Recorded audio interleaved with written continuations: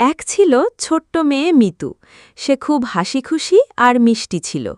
মিতু একদিন বাগানে খেলতে গিয়ে দেখল একটা সাদা খরগোশ ঘাস খাচ্ছে।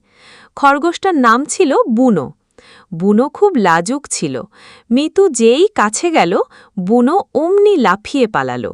ঠিক তখনই কোথা থেকে যেন এক সুন্দর ময়ূর এসে হাজির। তার পেখমগুলো ছিল ঝলমলে নীল আর সবুজ। ময়ূরটার নাম ছিল নীলু।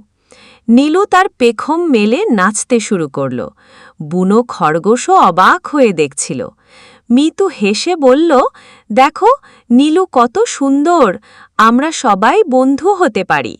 বুনো আর নীলু মিতুর কথা শুনে একে অপরের দিকে তাকালো। তারা বুঝল একসঙ্গে খেলা করা কত মজার।